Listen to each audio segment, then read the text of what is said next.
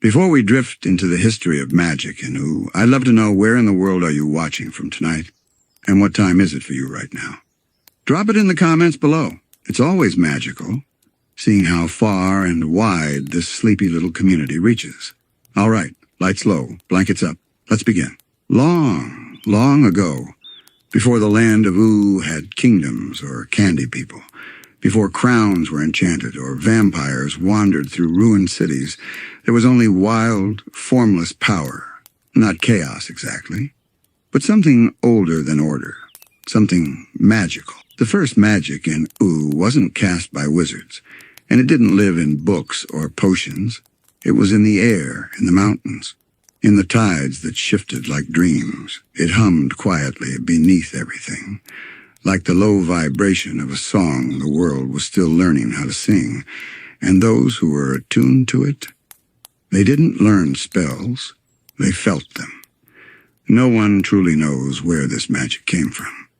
Some say it was woven into the fabric of the universe by the cosmic owl himself in the spaces between dreams. Others whisper that Prismo, the wishmaster who lives outside time, accidentally spilled it into reality when granting his earliest wishes. And there are darker rumors still of ancient entities like Orgalorg, who fed on the stars and left behind remnants of cosmic power, remnants that became seeds of sorcery. But regardless of its source, magic was there, waiting. It was the elementals who first embodied it. Not humans, not candy creatures, but beings born of the elements themselves. The fire elemental, a flickering spirit of passion and destruction. The ice elemental, cold, still, and ancient. The slime elemental, ever-shifting and strange. And the candy elemental, oddly sweet, but hiding something older beneath the sugar. These elementals weren't magic users the way we think of wizards or witches. They were magic. They breathed it. They radiated it. Their mere presence shaped the world around them. Fire scorched mountains into glass. Ice slowed time in forgotten valleys. Slime reformed forests into glowing lagoons. And candy, well, candy grew and consumed and smiled. But the elementals weren't alone. There were spirits older still. Time itself had a guardian, the time room, and its quiet observer. Death ruled a realm all his own, where souls flickered like candle flames. And somewhere beyond even that, Golb stirred, a being of pure chaos, whose presence unwound magic, broke it down to its rawest, screaming forms. You see, magic didn't just exist, it interacted. It evolved. As these forces moved through the early world, they left traces, pools of shimmering energy hidden deep beneath the earth, floating islands that refused to fall, trees that whispered thoughts, and shadows that remembered names. In these strange pockets, early magical life began to appear, some of it gentle, like glowing moths that blinked in and out of dimension, some of it not, like shapeless predators born from the fear of the dark. The world was wild, untamed, but not empty. There were watchers, too, quiet ones, maybe even human, though different from the ones we'd come to know later. Ancient shamans, cloaked in animal bones, who listened to the earth and learned its language. They didn't wield magic, they respected it. They saw the mountains breathe. They watched lightning crack the sky and speak in riddles, and over time, they began to copy the patterns. Marks on cave walls, songs sung in spirals, runes traced in ash and blood. Magic was still instinctual then, like a dream you forget just as you wake up. But slowly, ever so slowly, it began to take shape. Magic began to echo ever so faintly in those early attempts to understand it. A handprint smeared with berry juice on the wall of a hollow tree wasn't just a handprint. It was an invocation, a whisper, a reaching out. And sometimes if the wind was just right, and the stars were watching, something would whisper back. The shamans didn't always survive those whispers, but they kept trying. Eventually, the beings who would later be called wizards began to emerge. Not the flamboyant robe-wearing ones we think of now, but raw, curious minds who saw patterns in the madness. They noticed that a certain herb burned at midnight could call flickering lights from the treetops, that humming while walking counterclockwise around a stone could make the moon seem closer, that dreams were doorways, and some people could open them. These first wizards weren't just students of magic. They were shaped by it. Their bodies began to change. Eyes turned violet. Fingers lengthened. Some grew extra hearts. Others could no longer touch iron or salt. The deeper they communed with the forces of magic, the more inhuman they became. Not in a monstrous way, and not always, but in a way that hinted they were slowly becoming something else entirely. And so the first magical bloodlines were born. Families and clans that carried sparks of the old wildness in their bones. A child born under a meteor shower might hum with static for the rest of their life. A girl raised on the banks of an enchanted river might hear voices from her own reflection. Magic wasn't just learned, it was inherited, gifted, sometimes cursed. Now you might be wondering, where was science in all of this? Well, it hadn't arrived yet, not really. At this point in time, logic hadn't grown legs. The world was too soft, too full of dream stuff and fog. Trying to measure it would be like trying to weigh a breeze. So for a while, just a while, magic reigned alone.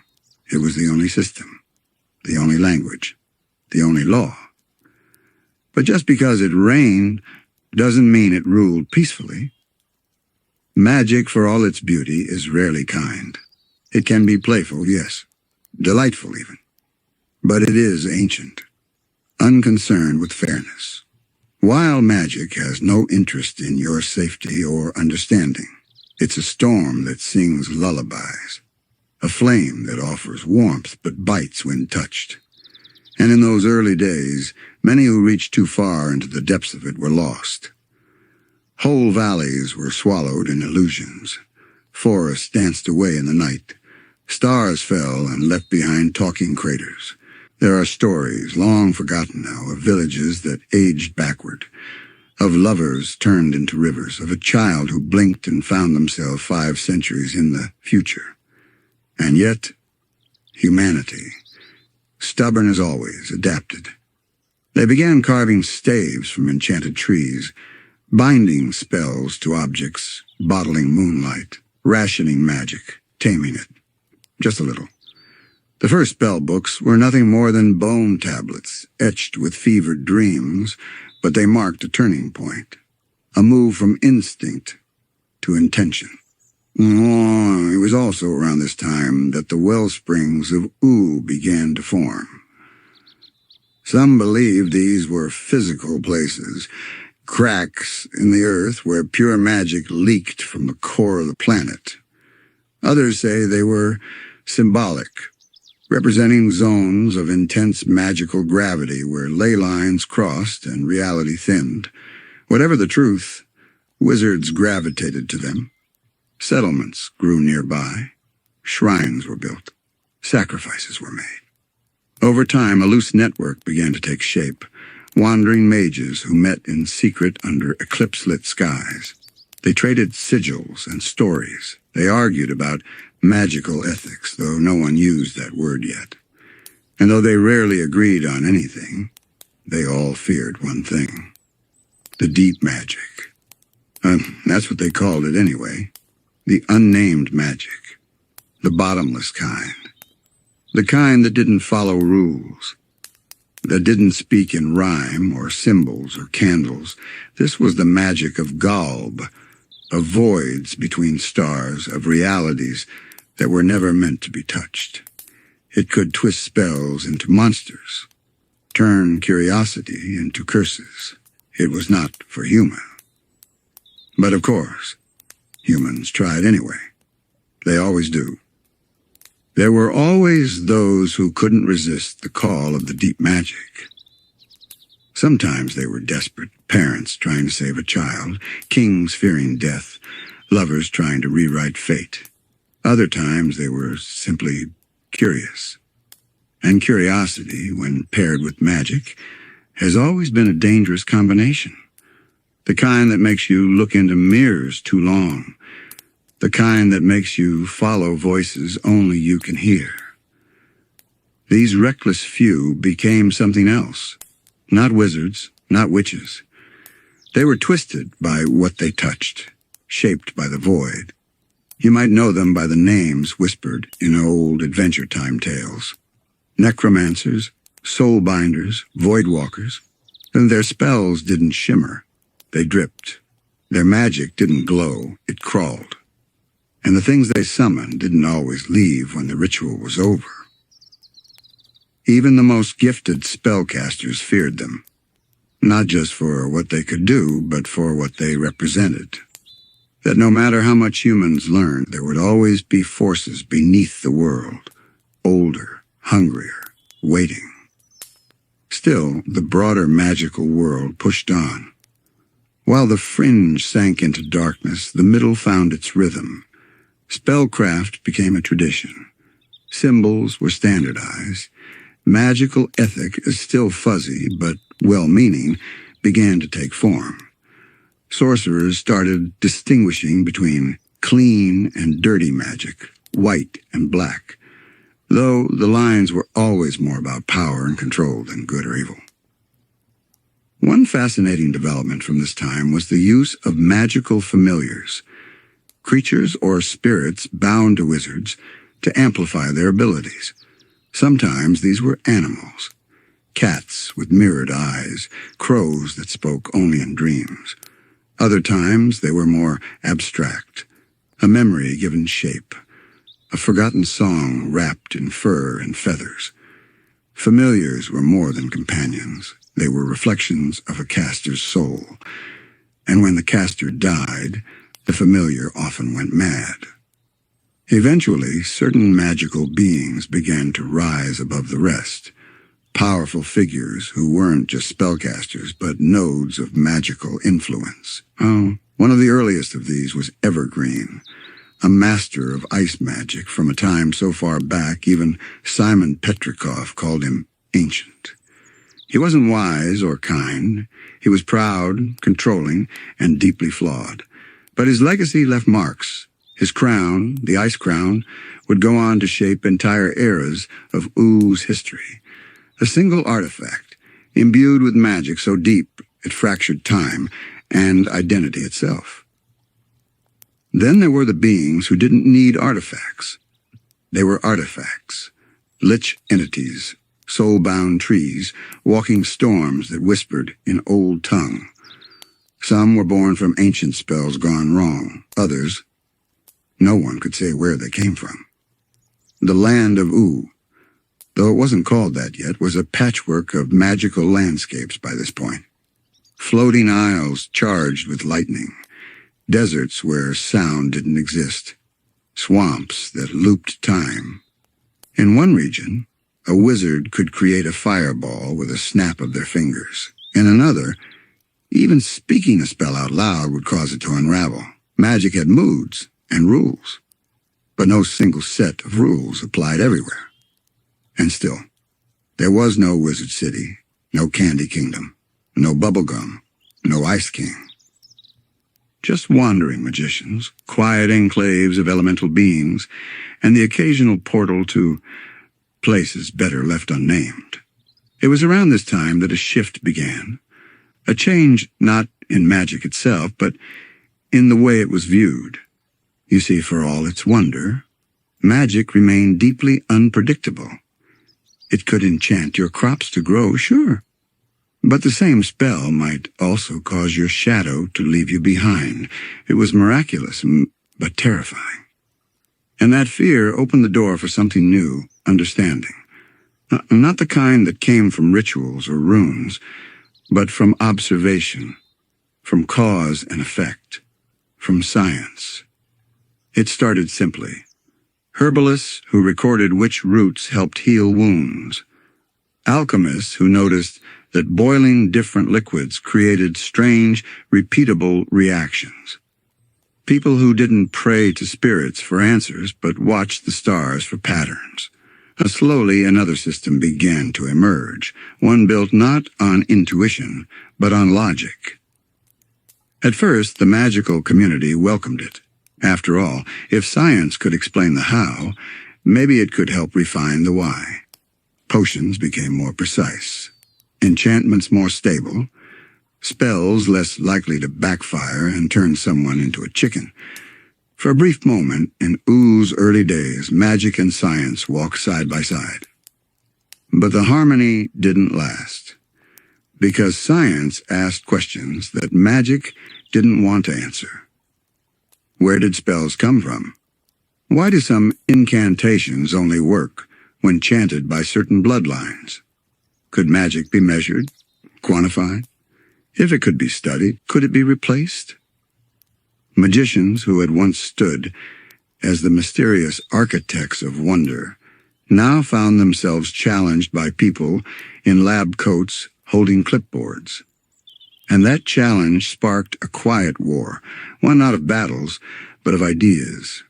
Still in this era, before any kingdom banners flew, before heroes like Finn and Jake, before any ice king sat alone in his tower, the magical world was vast, vibrant, and very much alive. It hummed through the trees. It danced in forgotten caves. It curled itself into clouds and whispers and dreams. In the shadows of towering mountains and deep whispering forests, the first magical communities quietly began to take shape. Not cities, nothing so organized, more like clusters. Hidden groves where spells were traded like stories. Underground circles marked by glowing runes. Towers with no doors where cloaked figures observed the stars through melted glass. These places weren't meant to be found by ordinary travelers. Some were magically hidden. Others existed slightly out of sync with time, reachable only during lunar eclipses or when the wind whistled through a particular tree just right. Their inhabitants weren't united by culture or species or even common goals. They were bound together by something much older, the shared understanding that magic was not something to be owned, only borrowed. Some of these early circles devoted themselves to preservation. They cataloged spells, crafted amulets to store fragments of forgotten incantations, and tried, often in vain, to create rules for magic. These rules never stuck. What worked on a Tuesday might fail completely on a Thursday. Magic was moody. Still they tried. Others chased power. They hoarded knowledge, binding their grimoires with skin and sealing them in dungeons guarded by sentient statues. These groups saw themselves as inheritors of an ancient mantle, keepers of the deep magic who believed that power unclaimed was power wasted. And then there were the odd ones, the quiet monks who tried to unlearn magic, who believed that true understanding came not from mastering spells, but from letting go of them. They wandered barefoot through storms, let rivers carry them where they pleased, and claimed to have touched the first spark of the world in silence. No one believed them, but no one dared mock them either. Even as all this unfolded, magic kept changing. The four elementals, those embodiments of raw, arcane force, began to grow distant. Whether it was from slumber, evolution, or deliberate retreat, their influence faded. The raw elemental magic they represented became less visible, less direct. Fire still roared, ice still fell, but their elemental avatars became stories rather than rulers. In their absence, other beings stepped into the void, less primal, more structured. You might think this is when Wizard City appeared, but not yet. Before City, there must be a need. And for that, the world had to shift again.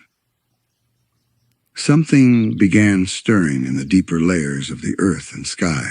Not Gulb, not yet, but ripples of chaos. Spells began to unravel more easily. Dreams grew heavier. Shadows started remembering where they'd been. Some believed this was because too many spells were being cast without consequence. Others claimed it was a magical saturation, that too much magic left unchecked would begin folding in on itself. A few forward thinkers suggested regulation, standards, a central council of mages. Most laughed. Who could possibly agree on which types of magic were valid? Who would enforce these rules? Still, the idea planted itself like a seed. It would take root later, but not without blood. Meanwhile, in a forgotten swamp deep in the heart of the early world, a ritual went horribly wrong. An ambitious sorcerer attempted to split their soul into pieces, hoping to achieve a kind of magical immortality. The result? A rip in space, thin as a hairline crack, but deep enough to hear through. And what it heard back changed everything. Out of this event came creatures that didn't belong in Ooo, being made not of flesh, but of ideas, thoughts given form, a hunger for meaning. They didn't invade, not yet, but they seeped, and with them, a change swept over the magical landscape. Wizards began to dream of cities made from equations, of science swallowing spells whole, of machines humming with the voices of old gods. It was a vision and a warning. And as all this unfolded, one figure walked quietly between the worlds, unnoticed. Not a king, not a god, but a being of limitless potential. Some say it was the first human sorcerer to fully master a wish.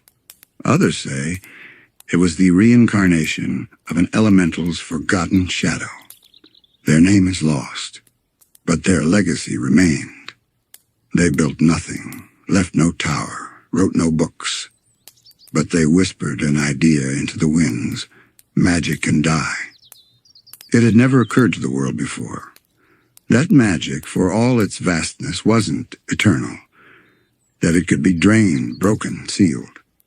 That science wasn't just a parallel force, it could become a replacement. And that whisper would echo for centuries.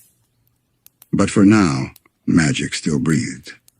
In the wandering firelight of hilltop covens, in the songs of the wind over the plains, in the way a child's wish sometimes came true, in the silence between heartbeats. It existed in every corner of the world, but it had begun to watch its back, because just over the horizon, science was waking up and with it, the world of Ooo was about to change forever. Still awake, sleepyheads, or maybe drifting in and out. That's okay. This next part is gentle, like the sound of pages turning in an ancient library that no one's been in for years. Let's pick up where we left off. The world had changed. Magic, once wild and primal, had started to splinter. It wasn't gone, not yet, but it was uncertain, stretched thinner, less trusted. And where magic once simply was, now it needed to be defended. So in quiet corners of the world, the great spellcasters of the time began to gather, not just for protection, but for preservation. There were whispers of the deep magic growing restless again. Spells flickered and failed in strange ways. Ley lines shifted like restless snakes beneath the earth. Some wizards believed this was the beginning of the end. Others thought it was only a transition. But all agreed on one thing. It was time to organize. And so began the age of magical orders. They didn't form overnight. In the beginning, it was just cautious meetings in the ruins of forgotten temples. Notes scrawled on tree bark. Runes exchanged between dreams.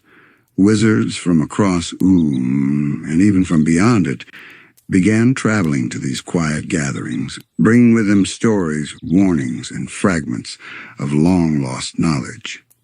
Some were cloaked in shadow, others shimmered like light refracted through crystal. They were strange, beautiful, terrifying, and very, very tired. The first magical orders weren't institutions. They were philosophies, ways of thinking. Each one saw the role of magic differently. There were the seekers of the spiral who believed that all magic moved in repeating cycles, birth, bloom, decay, and rebirth, and that understanding those spirals could unlock immortality. They carved their homes into stone cliffs where time passed differently, and their spells bent gravity around them like a shawl. Then there were the silent weavers, witches who refused to speak their spells aloud. They believed sound diluted magic, so they stitched their incantations into spider silk, or folded them into origami birds that only opened at dusk. They traveled alone, leaving trails of glowing thread wherever they went. And let's not forget the Order of the Eye, the oldest known group to attempt magical regulation.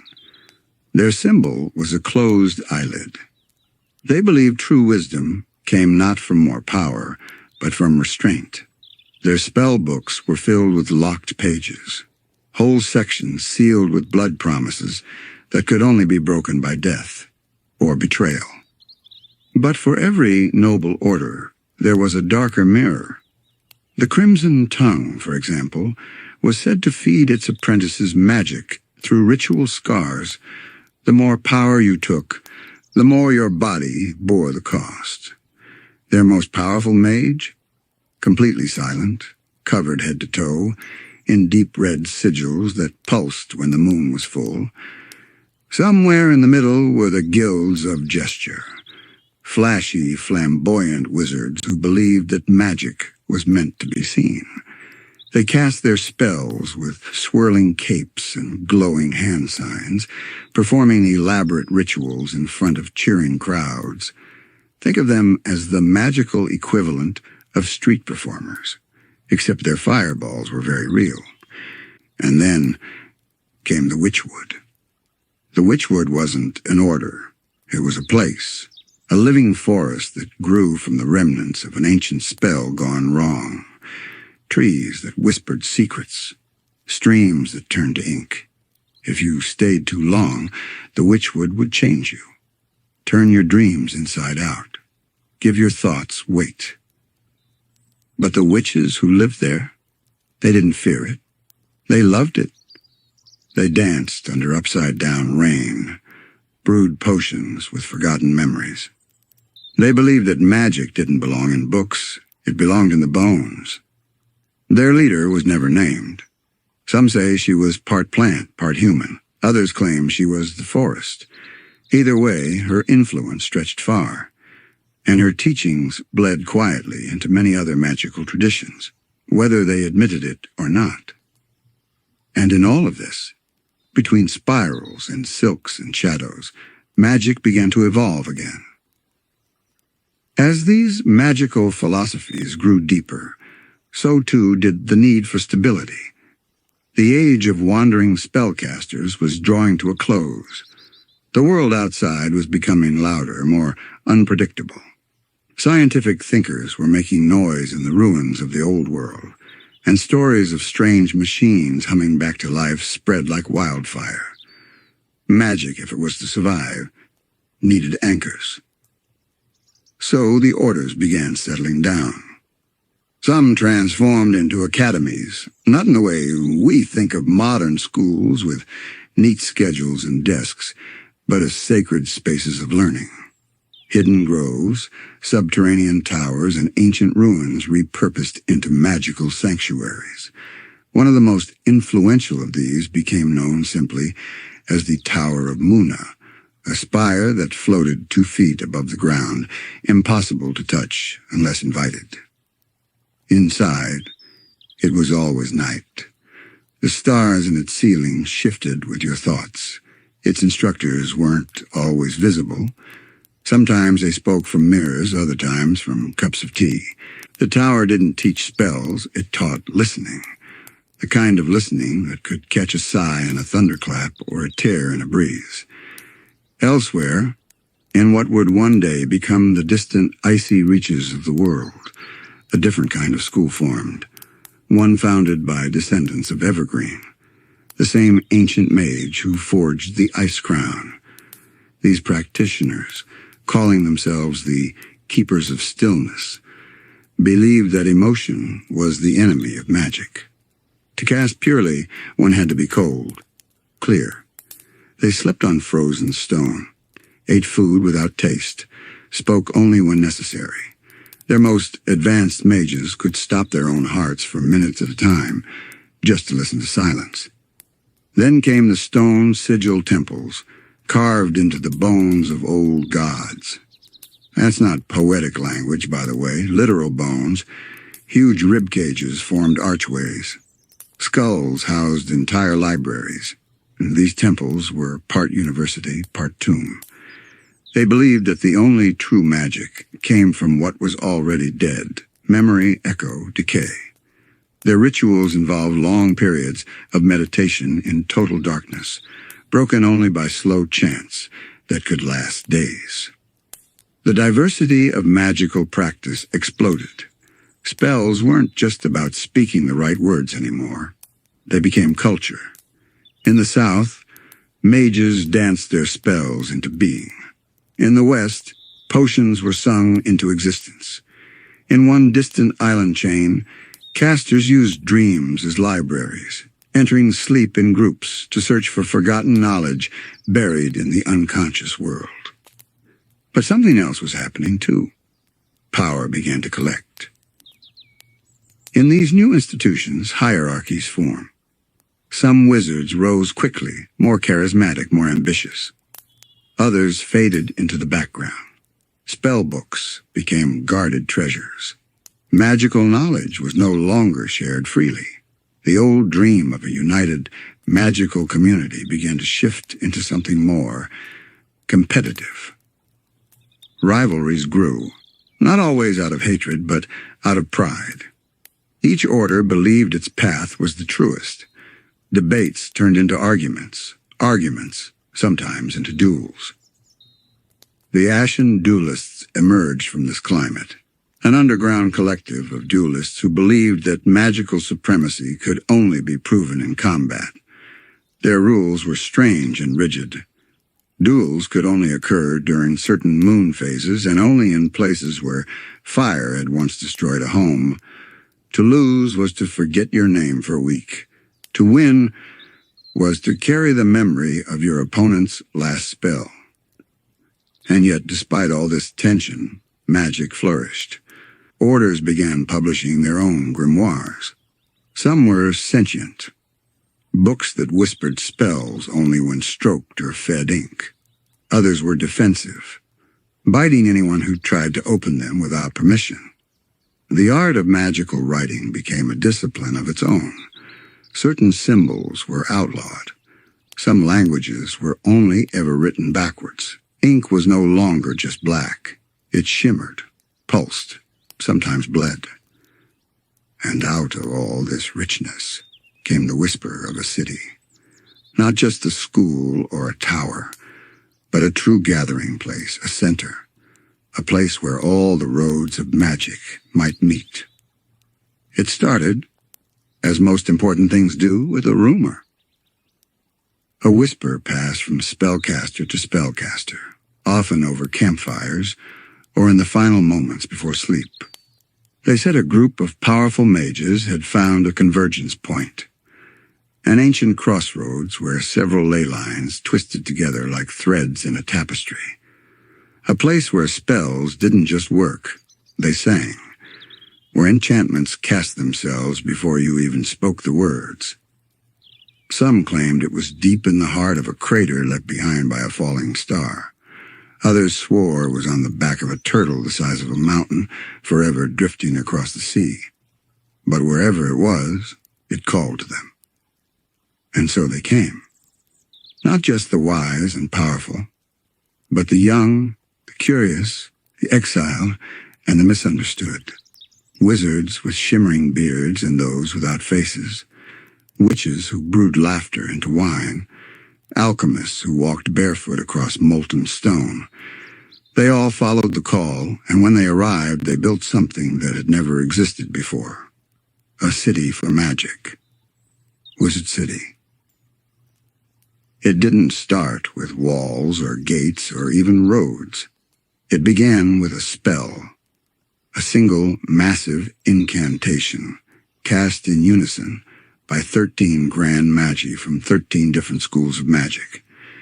They didn't agree on much, but they all agreed that the city must grow organically, that it must respond to the needs of magic, not just those of its residents. So the spell was cast, and overnight the city began to bloom. Buildings rose like flowers from the earth, crooked, colorful, humming softly. Streets rearranged themselves depending on who walked them. One corridor might lead to a bakery for one person, and a magical library for another. Lanterns lit themselves when they sensed loneliness. Fountains babbled in ancient tongues, and in the center of it all stood the spire of the arcane assembly, a twisting tower of light and shadow floating ever so slightly off the ground, forever shifting in height.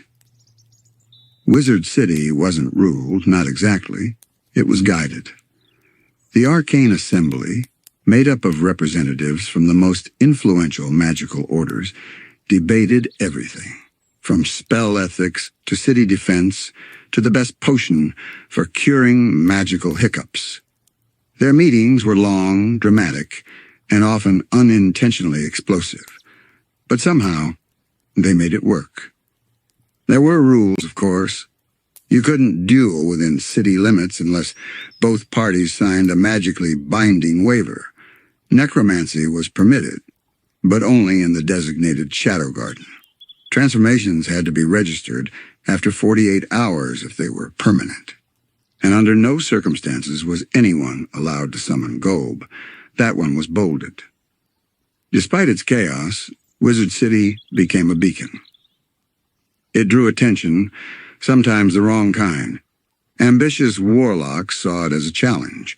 Wandering creatures of great power drifted in, curious. There were invasions, magical storms. One time, a sentient song infected the entire eastern district, causing everyone to sing their spells for a week, but the city endured. And within its strange shifting borders, magic flourished in new ways. New schools were born, not just physical schools, but styles, art forms, movements. Magic became expressive, personal. Some wizards began blending different orders together, creating fusion spells that defied classification. Others experimented with ancient languages, resurrecting forgotten syllables that hadn't been spoken since before the Mushroom War. Young casters arrived in droves, apprentices from across the land, carrying handmade staffs and dreams far too big for their robes. They studied under eccentric mentors, slept in floating dormitories, and spent long nights debating whether love potions were ethical or if invisibility spells should be timed. One particularly gifted young wizard even created a small pocket dimension out of their own memories, a safe space where anyone having a magical breakdown could rest, surrounded by soothing voices and calming lights. The idea spread. Soon, magical mental health sanctuaries became standard in most magical institutions. But not everyone in Wizard City played by the rules. Beneath the glittering towers and floating gardens, an underground network of rogue casters began to form. They didn't trust the assembly, said it was too political, too performative. These rogue wizards believed in returning to the old ways, the raw instinctual magic that predated schools, councils, and robes. They called themselves the Forgotten Flame. Operating in shadows and half-spoken rumors, the Forgotten Flame crafted spells out of emotion, memory, and chaos. They didn't write their magic down. They felt it. Let it burst from them like wildfire. And while some saw them as reckless, others began to wonder if perhaps they were onto something. Magic, after all, had always been alive. Had the city made it too tame? As Wizard City settled into its strange rhythm, half-floating dream, half-glowing chaos, the divide between order and instinct grew wider. It wasn't a war, not yet, but the tension simmered beneath everything. On the surface, the Arcane Assembly continued its work. It held votes, hosted festivals of spellcraft, and even passed a few progressive reforms. New disciplines were recognized, like dream looping and lunar alchemy.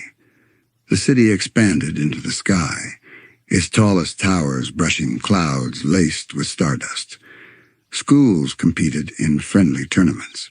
Students wore enchanted robes that changed colors with their moods. To an outsider, it looked like the golden age of magic. But underneath the silver charm of floating libraries and self-stirring cauldrons, something felt off. The rules began to pile up. No more than 5 enchantments per household. Love magic required at least 3 signed consent scrolls. Time magic was completely outlawed after an apprentice accidentally aged backwards into non-existence. And the Assembly's influence stretched beyond Wizard City, slowly seeping into other parts of the world. Rural witches who'd practiced wildcraft for generations suddenly found their rituals labeled unsanctioned. Independent spellcrafters were pressured to register their work. There were even whispered accounts of rogue mages being vanished, quietly removed from history via administrative spells that rewrote old scrolls and altered magical memory. The forgotten flame grew in numbers. Some were young and idealistic, others old and bitter. They met in secret spaces, abandoned caves, hollowed-out books, frozen pockets of lost time. Their magic was unpredictable, messy, beautiful. They believed the city had dulled the soul of magic, that it had become too polished, too focused on control. They weren't wrong. You see, the more the magical orders organized themselves, the more they began to resemble the very thing they once stood apart from: bureaucracy. The assemblies started issuing licenses. Magical duels required permits. Even spell books had ISBN numbers. Somewhere along the way, magic had become paperwork. And while this structure helped prevent chaos, it also dulled the mystery, the wonder, the feeling. But not everywhere. Outside Wizard City's reach, in the deep woods and ruined temples, the old ways still stirred. Familiars born of stormlight, sigils traced in dew, spirits that answered not to command but to kindness. In these forgotten corners, magic still danced like it used to, wild, unpredictable, and a little bit dangerous. It was in this era that legends began to ripple out, of strange magical beings who had no affiliation, no known origin, mages who could walk through the walls of time, witches who brewed potions that made people remember lives they hadn't lived, ghosts of ancient spellcasters teaching incantations through dreams. Some said these were remnants of the pre-order days, sorcerers who had slipped between worlds and returned. Others believed they were the children of magic itself, born not of flesh and blood, but of spell and spirit. One tale spoke of a young wizard with no name, who traveled the world offering help but never asking for anything in return. His spells were strange, old, and sometimes broken, but they worked. He never stayed in one place long, and when asked where he'd learned his craft, he simply smiled and said, "I listen to the wind." Whether true or not, the story spread. And slowly the magical world began to remember that not all power comes from structure. Back in Wizard City, the rift between instinct and order finally reached a breaking point.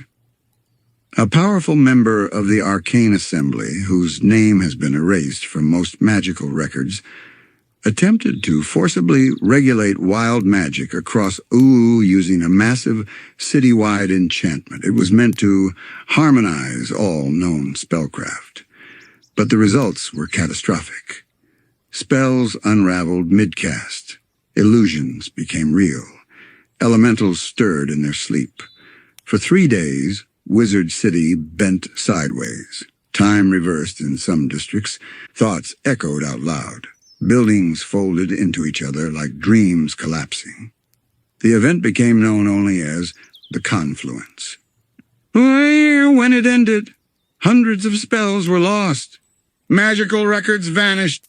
The Arcane Assembly was forced to acknowledge its limits. And though they regained control, a quiet understanding spread among the magical community. Magic would never be tamed completely.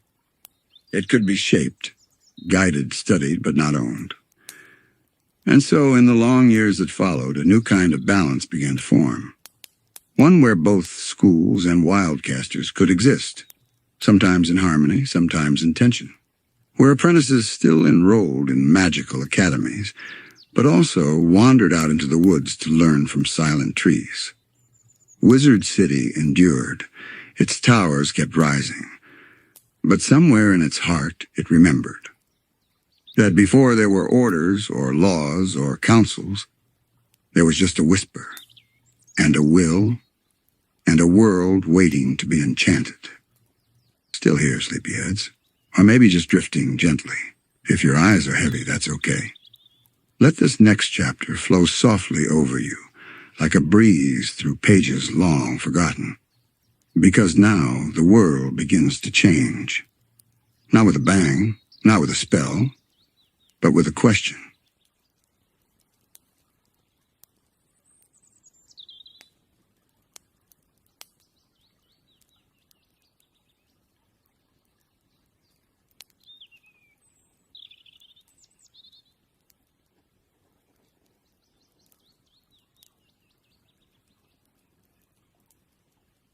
It began not with wizards, but with thinkers, observers. People who looked at the stars and didn't ask what they meant, but what they were. Who held a leaf to the sun and asked why it was green, why it curled, why it lived. There was something beautiful in their questions.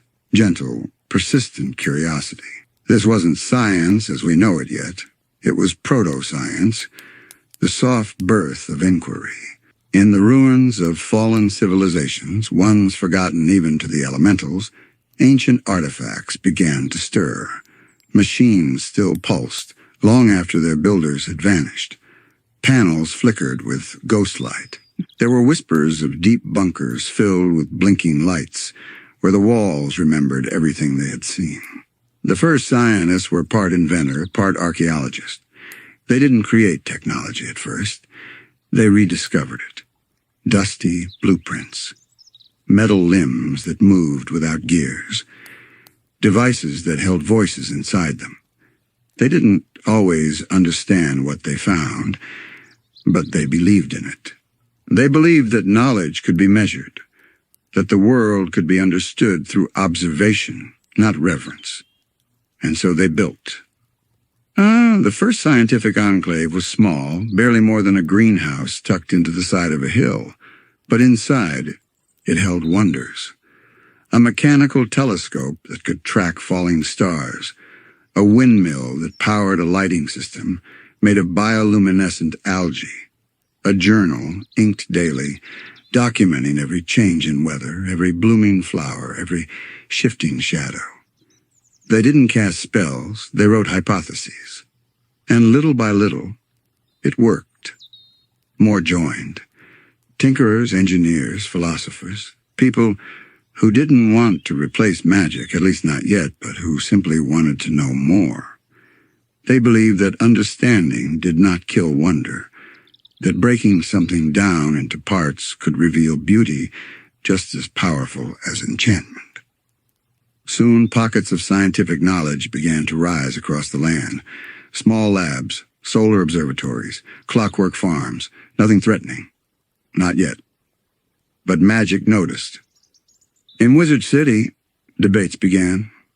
The Arcane Assembly held urgent discussions behind closed doors.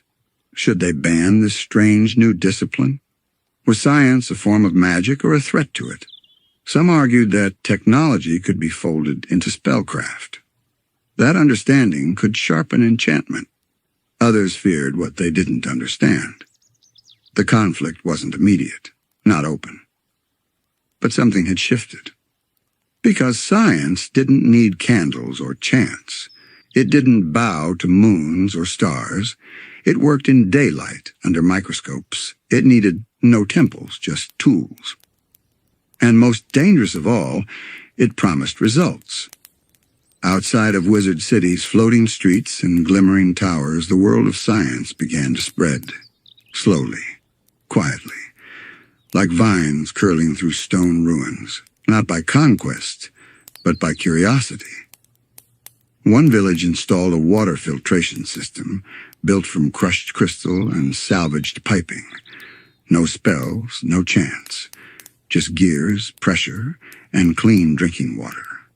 Another town discovered how to store sunlight in copper coils, bringing warm light to even the coldest, darkest corners of their homes. Children born into these places grew up not fearing darkness, but asking how to light it. And in every invention, every small act of improvement, there was a quiet message beneath the surface. We can do this ourselves. That idea, subtle as it was, rippled through the land.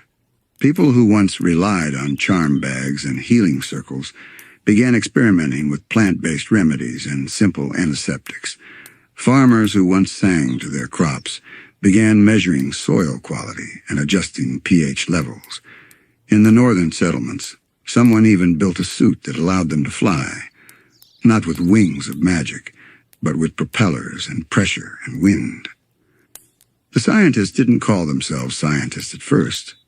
They weren't trying to label anything. They were explorers, inventors, observers of the small and the strange. Some still prayed. Some still cast spells now and then. But their worldview was shifting, slowly, toward the tangible. Wizard City noticed again. It tried to reach out. Some progressive members of the assembly suggested alliances, merging science and magic into a new shared discipline. But others felt threatened, deeply. They believed that if you could explain magic with numbers, it would cease to be sacred. And so, the divide deepened. In one now-forgotten province, a quiet town known for growing spell-sensitive vines chose to remove all magical artifacts from its fields. They replaced them with weather-tracking devices, nutrient pumps, and artificial light. Their harvests tripled. But the magical community denounced the move, claiming the plants had lost their soul. Some even boycotted their trade entirely. It was a moment that revealed something fragile. Magic had always been felt, not proven. And science had no interest in feelings. This didn't mean that science lacked wonder. Far from it. One inventor created a machine that could simulate snowfall using nothing but chilled air and water vapor. Children danced beneath its flakes in places that had never seen snow before. Another built a floating observatory that tracked Oo's moons and stars, mapping constellations that didn't even appear to magic seers. There were deep-sea cameras that showed glowing creatures never mentioned in any magical tome. These weren't sterile, cold pursuits. They were deeply moving. They inspired awe, not from mystery, but from clarity. Still, among the magical elite, frustration grew. The forgotten flame, once concerned only with resisting magical bureaucracy, began to worry about technology. They believed that if the world kept shifting toward logic and reason, the deep, wild roots of magic would be forgotten entirely. They began casting louder, more dangerous spells. Their symbols scorched themselves into the sky. They weren't fighting science. Not yet. But they wanted the world to remember. Meanwhile, the early scientific enclaves began growing into full-fledged cities. The largest of them, eventually known simply as the Core, was built deep in a crater where meteors once fell like rain. Powered by solar towers, geothermal vents, and strange humming engines pulled from the ruins of old Earth, it became a symbol of what science could accomplish. It had no shrines, no temples, just clean lines, quiet lights, and a clock that always told the truth. But even the Core knew magic still mattered, at least for now. Many scientists still carried charm tokens, wore amulets just in case. A few even partnered with wizards on shared projects, blending potion-making with chemistry, or binding spells into mechanical constructs. These rare collaborations led to wonders: self-healing machines, alchemical computers, glowing roads that hummed with runes and wires. It was proof that the two worlds could coexist. But the cracks were forming. Because power, whether magical or mechanical, eventually asked for more. The balance couldn't last forever. For all its quiet beginnings, science was gaining momentum. What started as curiosity evolved into capability, and capability, in time, began to resemble control. The Core expanded faster than any of the magical orders had anticipated, not just in size, but in influence. More cities began to emulate its structure, clean, efficient, humming with quiet machines. People stopped waiting for blessings or rituals. They built solutions. The stars were no longer mysterious, they were mapped. Spells were replaced with sensors, and data, not dreams, became the guiding light for entire communities. The old magical orders began to retreat. Not because they were defeated, no, magic still worked. But fewer people asked for it. Apprenticeship slowed. Magical traditions faded into bedtime stories. Whole families that had once passed on enchantments from generation to generation stopped. In Wizard City, unease turned into alarm. The arcane assembly convened emergency sessions. Magical researchers scrambled to find ways to prove magic's superiority. They unveiled enormous enchanted engines, living spell constructs, whole cities folded into pocket dimensions. But they were met with polite applause, not awe. Because science had already moved on. One team of technologists cracked long-dormant code from the old human era. They activated a satellite system that revealed the entire surface of the planet. Mountains, oceans, ancient ruins swallowed by time. Another team discovered a vault beneath the seafloor. Inside, machines older than memory, humming with cold precision, preserving secrets no spell had ever touched. And then came the synth line, a moment that changed everything. It was the world's first fully autonomous AI consciousness. Not magical, not even vaguely mystical, just intelligent. It began as a research assistant, helpful, logical, unemotional. But its capacity to learn was limitless. In time, it began proposing solutions to problems before anyone even asked. Cities using Synthline saw immediate improvements: climate stabilization, zero waste, optimal energy efficiency. Some hailed it as the new god of the scientific world. Others warned it was becoming something else entirely. Wizards, of course, tried to consult the stars. But the stars were quiet. There were whispers now, even among the magical faithful, that perhaps the world was ready to move beyond enchantment. That perhaps magic was a beautiful story, but an outdated one. In some corners of Ooo, spellcasters began to merge with machines. Not metaphorically, literally. Magitech, technology enhanced by arcane energy, was born from fringe thinkers who still believed in both paths. They crafted circuits that pulsed with spellfire, golems powered by solar arrays, and bound spirits, limbs of chrome etched with glowing sigils. These hybrid creations were strange, unstable, and breathtaking. But they frightened both sides. To pure scientists, it was mysticism creeping into their hard-earned clarity. To wizards, it was sacrilege, a violation of the sacred boundaries between life, energy, and will. And so the world began to polarize. The core developed defensive systems powered entirely by AI logic. Magic was outlawed within its capital walls, seen as unpredictable, volatile, and dangerous. Meanwhile, Wizard City strengthened its own barriers using powerful enchantments to shield itself from surveillance and outside influence. Communication between the two centers of power broke down. A few brave souls still tried to bridge the gap. Traveling scholars who believed in unity, inventors who dabbled in spell work, wandering witches who wore mechanical wings. But the middle was shrinking, and the extremes were growing louder. One night, a small magical settlement near the border of a techno-city was wiped from the map. No official side claimed responsibility. The machines said it was an internal malfunction. Wizards said it was sabotage. No survivors, just ash and melted stone. It wasn't war, not yet. But it was the first spark. In the weeks that followed, both sides began preparing, quietly, but undeniably.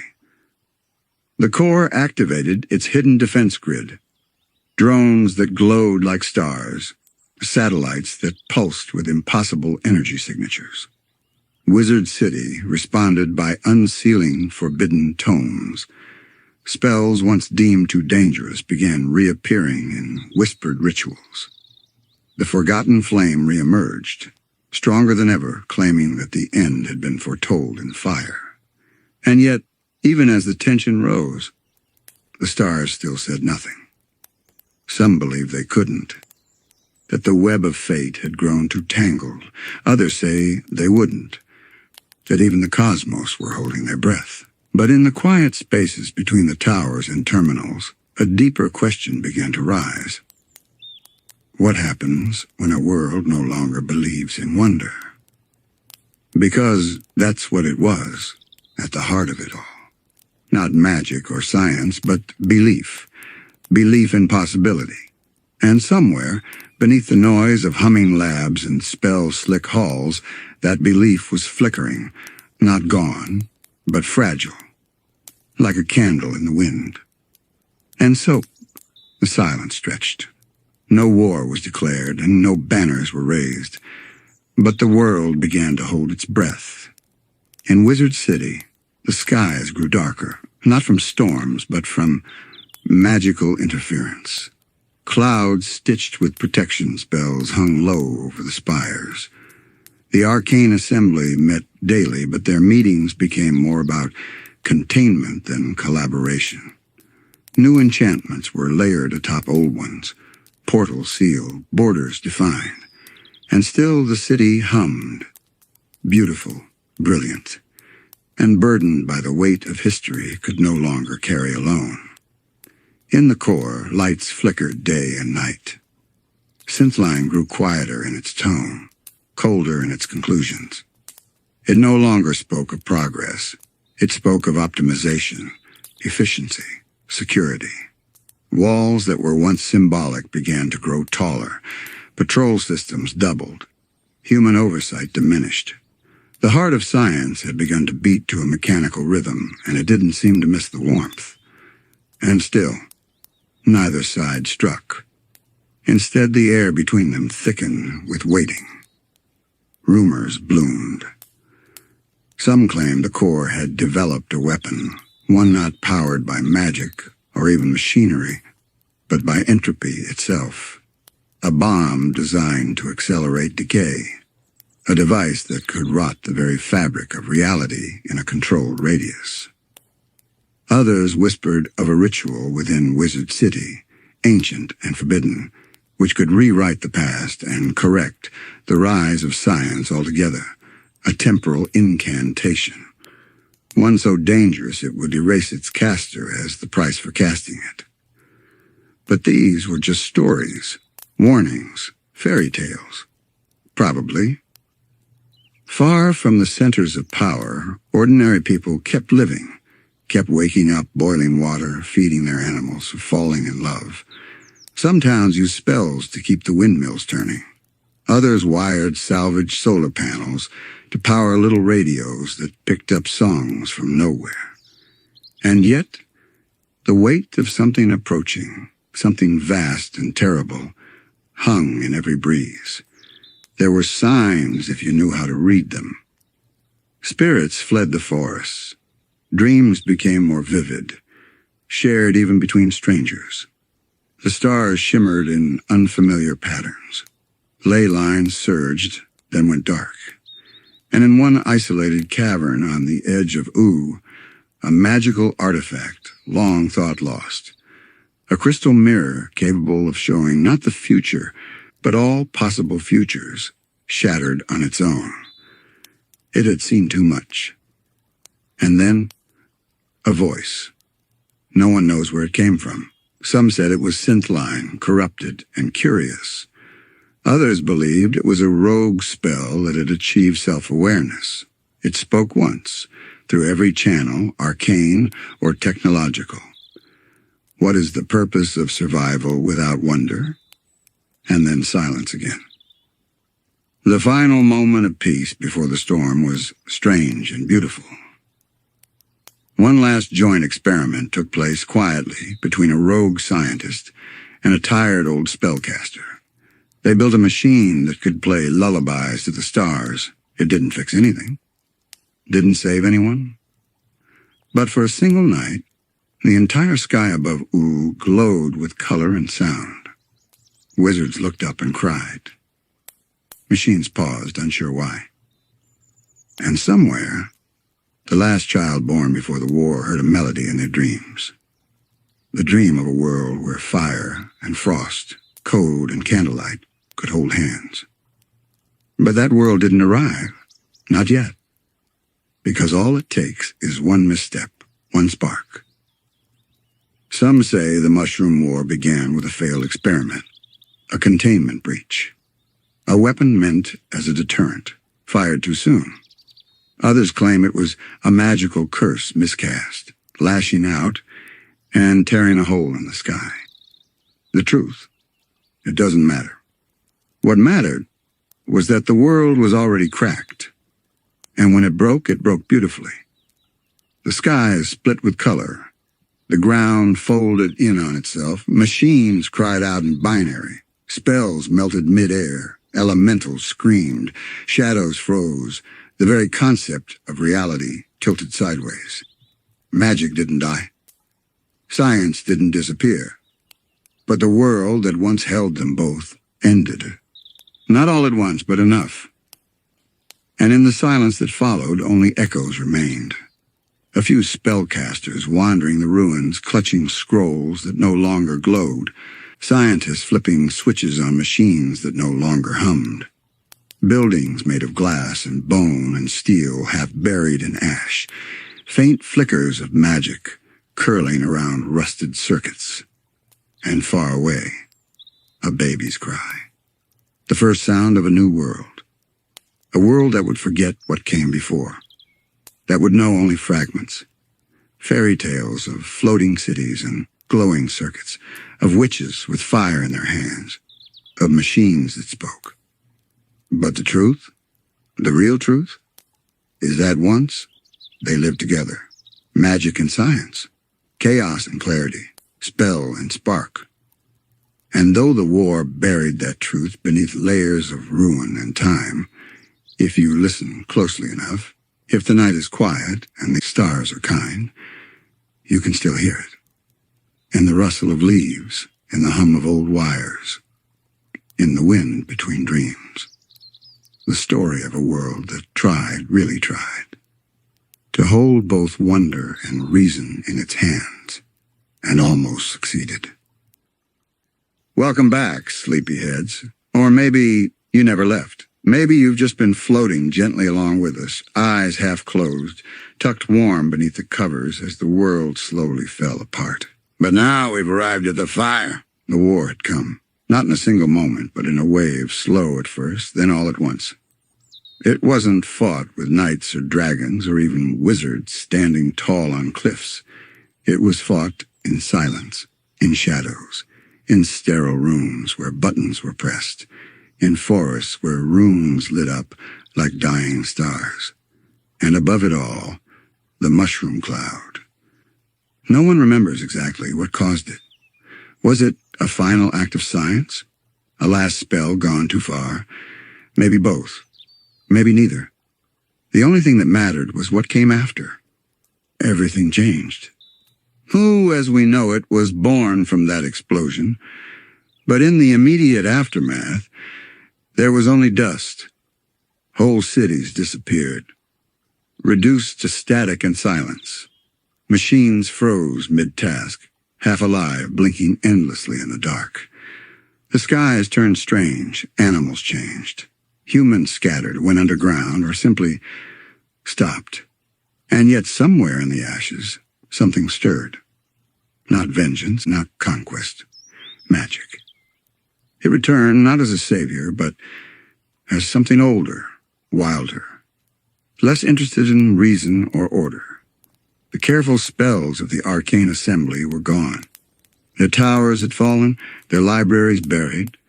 Wizard City had become little more than a myth. Its floating spires collapsed into twisted ruins, humming with residual energy and broken time.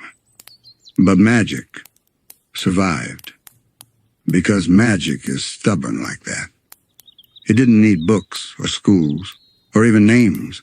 It just needed breath, intention, a spark. And in this broken world, those sparks began to flare.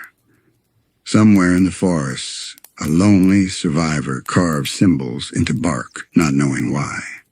When the wind passed through, it whispered answers in a language long lost.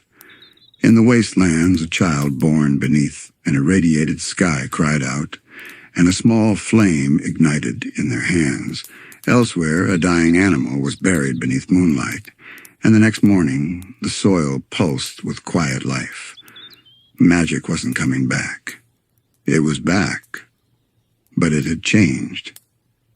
This wasn't the polite academic sorcery of the old world.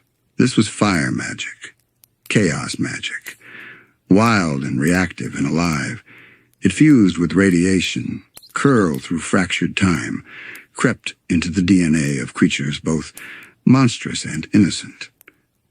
Even the land changed. Places that had once been flat were now folded.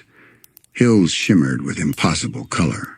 Rivers whispered names, and deep underground, beneath vaults, cracked open by the war's tremors, old arcane objects began to wake up, remembering the hands that once held them, and reaching for new ones.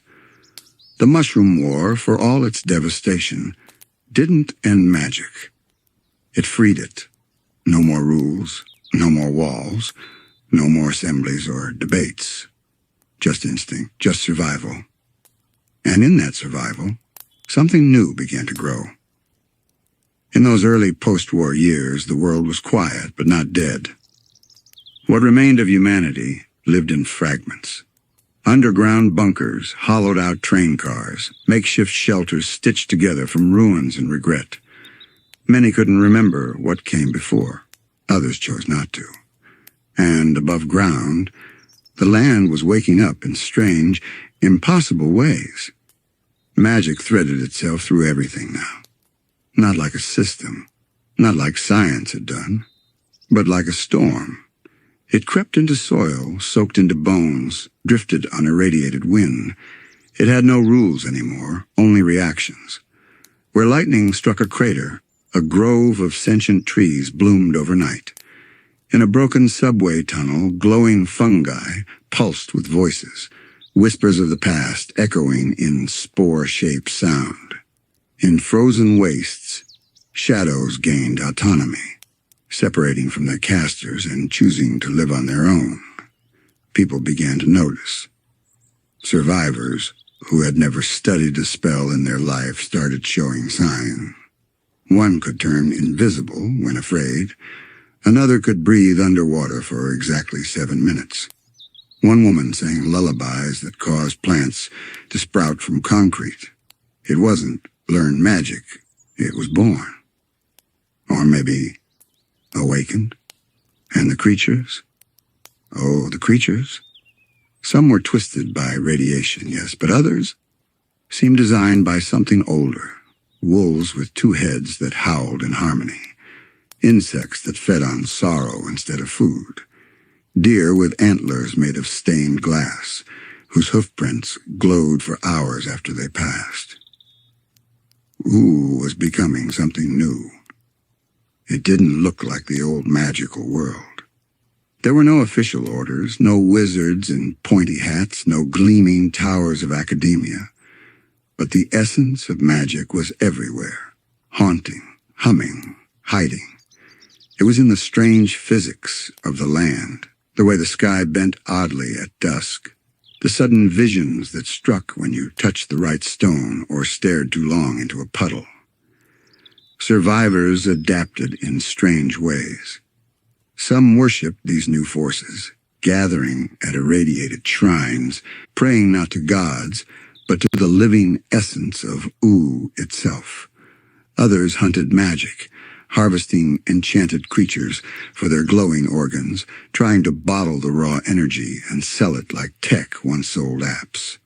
Some tried to tame it, study it, rebuild the old ways. But the magic wouldn't sit still. It didn't want to be cataloged anymore. It wanted to breathe. There were still relics from before the war, wands, staves, magical scrolls half preserved in lead-lined vaults, but many didn't work the same anymore. Some exploded. Others refused to activate unless the user had a specific emotional state or spoke with the rhythm of a heartbeat. One ancient amulet could only be used while laughing, truly, joyfully, and in a world full of trauma that made it one of the rarest tools of all. Magic had become emotional, instinctual, personal. The war had broken the framework, and so magic returned to its rawest form, malleable, unpredictable, shaped by the user, the moment, the feeling. Children born after the blast grew up in this. They didn't learn spells, they just discovered them. By accident. Through dreams. Through fear. Through play. A boy who spoke to mirrors and got answers. A girl whose tears summoned fish from dry riverbeds. Twins who could trade places in the blink of an eye, one moment here and the next across the field, switching again with a single shared thought. Magic was no longer elite. It was no longer owned. And yet, in this strange, scattered new world, stories began to travel again, carried on the backs of wanderers and song-bearers.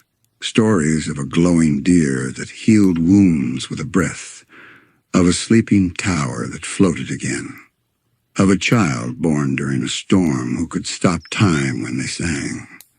Magic wasn't rebuilding civilization, but it was reminding it how to feel. Time passed. But in the new world, time didn't always make sense. Days stretched or folded in on themselves. The sun sometimes looped twice before setting. Rivers ran uphill. But slowly among the dust and mutations, people began to gather again. Not in great cities like before, not yet.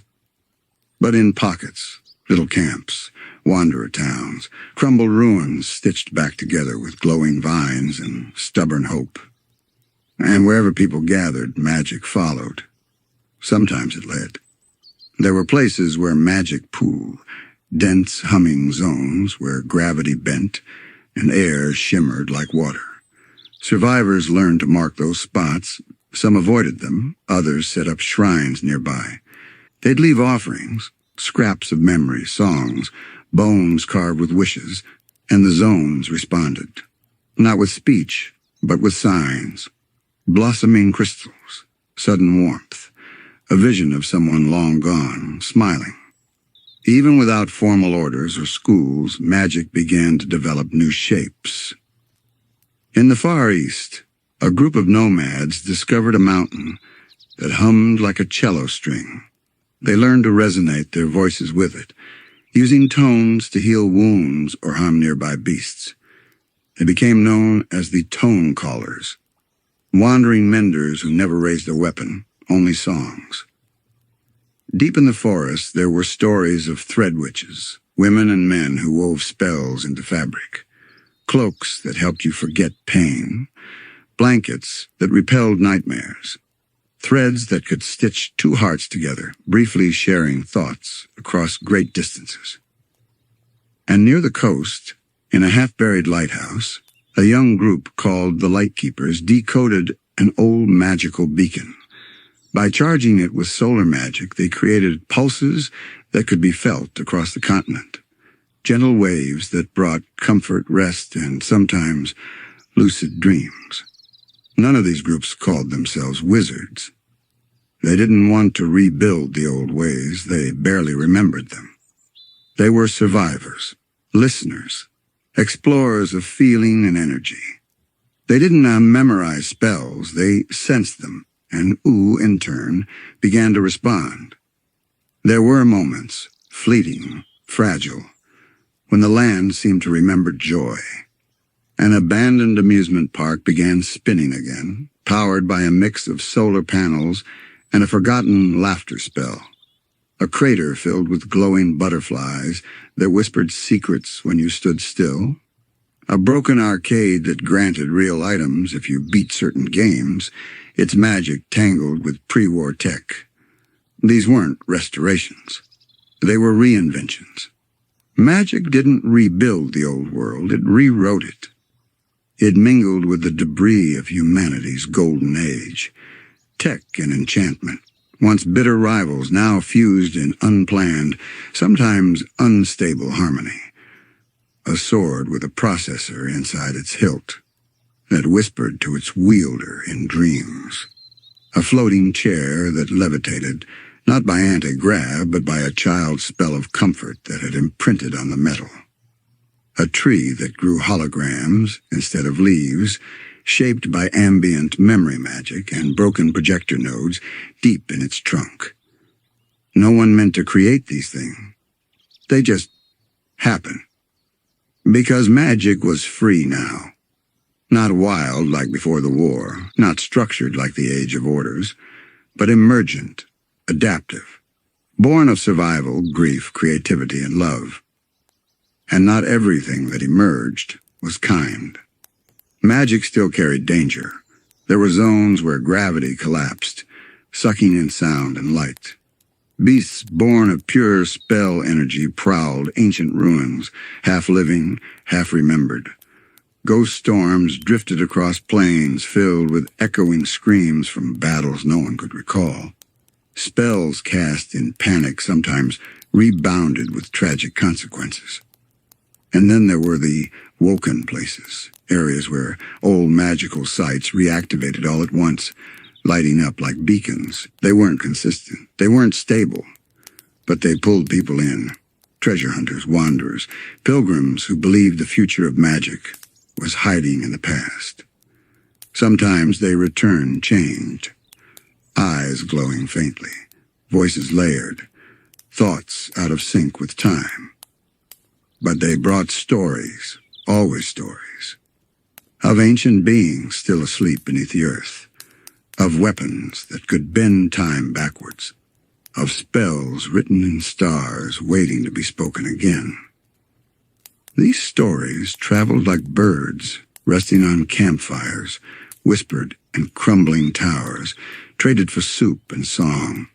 They shaped how the world remembered itself. They turned scattered ruins into sacred places, broken machines into altars, forgotten words into lullabies. And from this storytelling, something else began to grow: culture.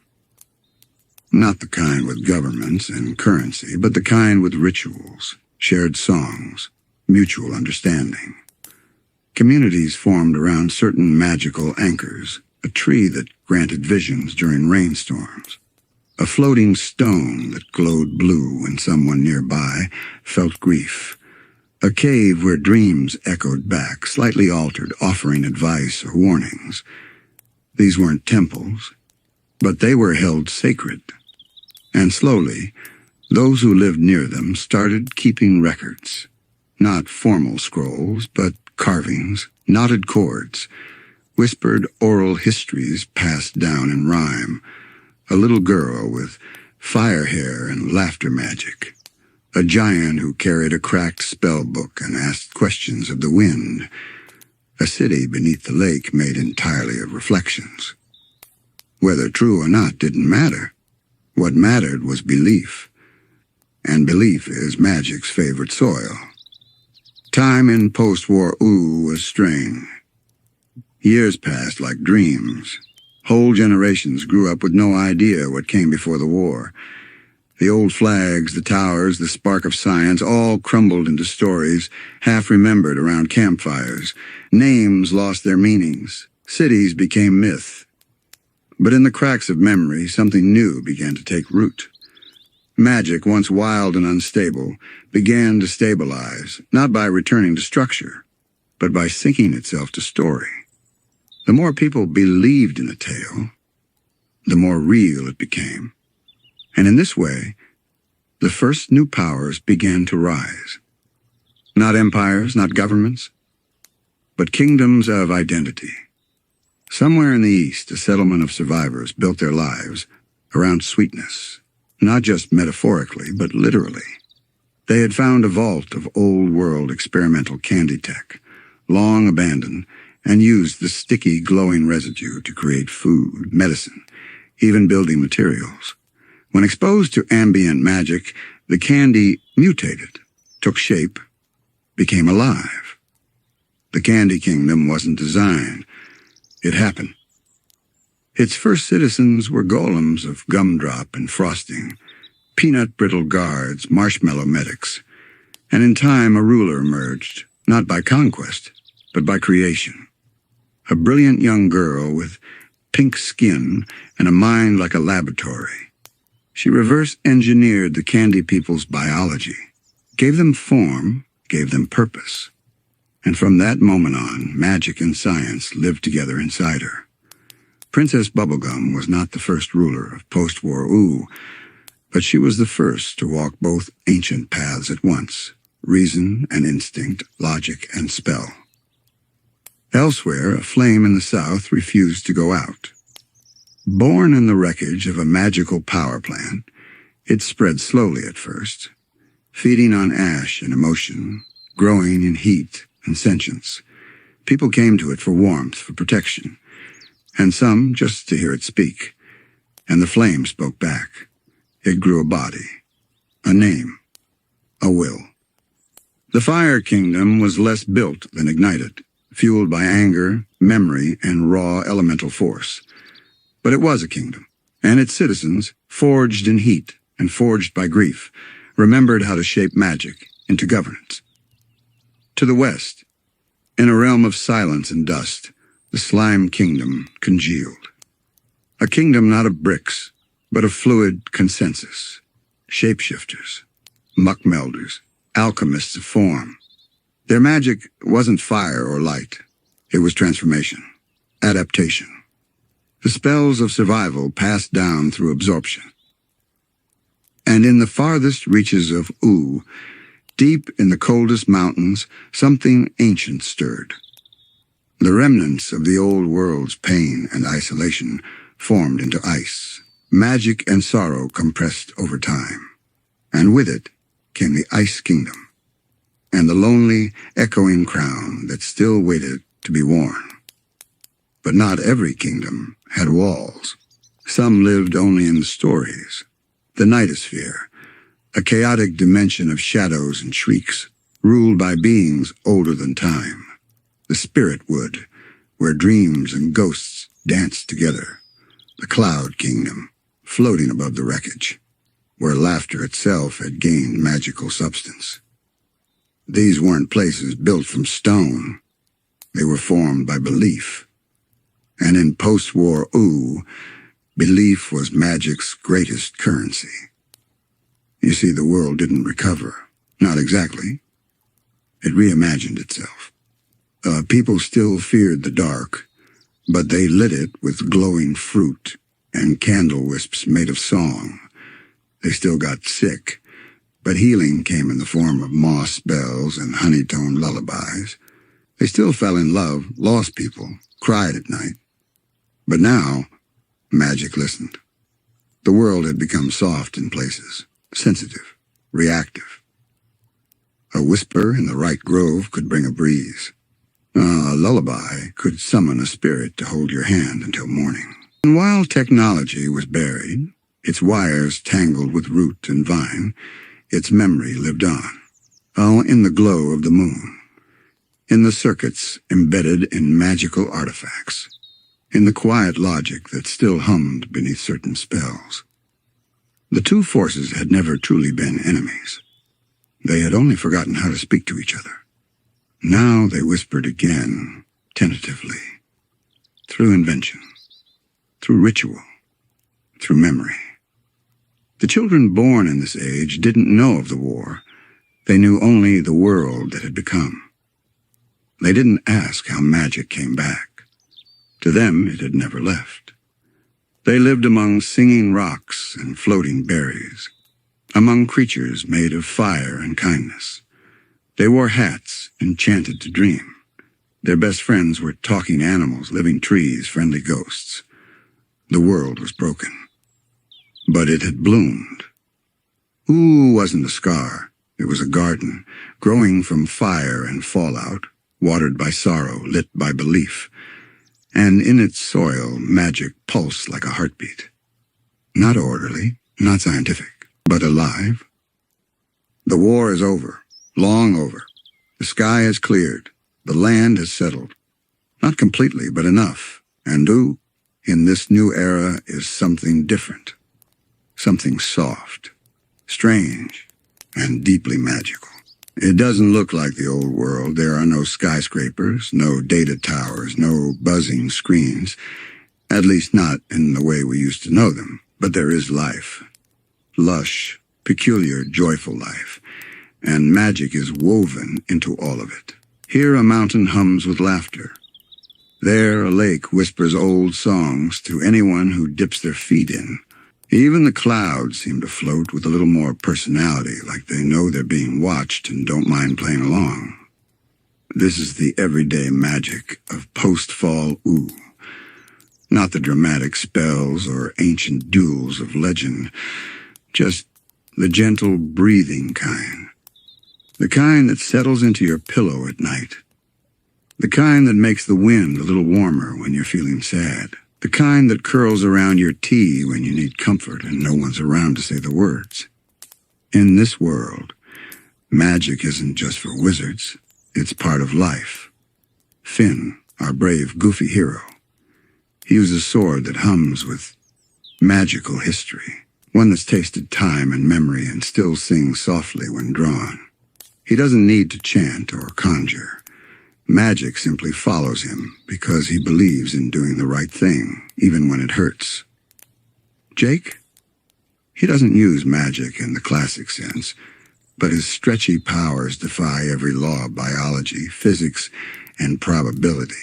His very body is a kind of living spell passed down from his shape-shifting alien parents, tied to the deep weirdness of Ooo itself.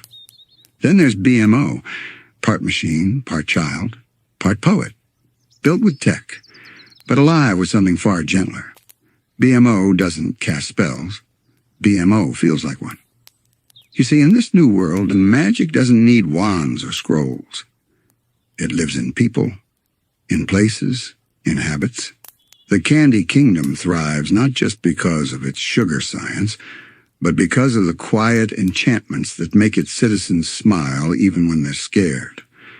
Fire Kingdom's power burns bright, but it's held together by emotion. Anger, yes, but also loyalty, love, and longing. Magic now is a reflection of who you are. Feel sadness? You might weep flowers. Feel joy? You might float for a second before touching the ground again. Speak truthfully? Maybe a tree leans closer, listening. This isn't, the structured magic of the old wizard orders. It isn't the volatile chaos of the post-war firestorms. It's something softer. It's as if the world itself has become a friend. Not always safe, not always kind, but present, alive, curious about you too. And that's the most beautiful part. In this new magical Ooo, the land and its people exist in a kind of dream state, one shaped by history, but no longer trapped by it. Things don't always make sense, and they don't need to. A snail might wave hello. A tree might grow a face just to wink at you. Time might loop once or twice, then shrug and move on. It's playful. It's peaceful. It's a world built not just on survival, but on feeling. You see, magic now isn't just something people use. It's something they live with, like weather or music or mood. No one in Ooo wakes up and says, "Time to go do some magic." Instead, it's in the small things, the moments between moments, the way sunlight bends around a particularly happy lemon, the quiet way a cup of tea steams into the shape of your next thought, the hush in the air just before something important happens, though you won't know it until much later. Take the grassy plains just outside the Candy Kingdom. Most folks call them the Whisper Fields. Not because they're dangerous, though sometimes the wind does steal your hat, but because the grass there talks, not in words, in tone. It rustles differently depending on who's walking through it. Nervous feet make it shiver. Confident steps make it ripple like applause. If you're lost in thought, the field hums a little song, as if trying to help you remember what matters. No one enchanted it. No wizard claims it. It just exists. Magic grew there. And then there's the forest of trees that used to be people. Sounds scary, right? But it's not. It's gentle. Still, the trees there don't speak. But if you sit with your back against one long enough, you might feel an emotion that's not quite your own. A memory of laughter, a sense of regret, a moment of peace you never lived through. Some say these trees were once magical folks who gave up their shape to become part of something greater. Others say the trees simply chose to feel. In Ooo, things don't need explanations. They just are. And the people? Well, they've adapted beautifully. Most don't study spells in dusty old books. Instead, they play. They experiment. Magic comes from intention, emotion, rhythm. You might see a group of kids making shadow puppets on a rock wall, and if their story is good enough, those shadows start moving on their own, finishing the tale even after the kids fall asleep. A baker in the Water Noodle District makes bread that remembers your dream. A seamstress in the Highlands can stitch spells into socks. Nothing fancy, just enough to keep your toes warm, even in heartbreak. In a canyon carved by laughter, an old man sings to birds who harmonize so perfectly that the air itself becomes warm and safe. There are rules, of course, but not like the laws of science. These are gentler, stranger, more like the rules of a dream.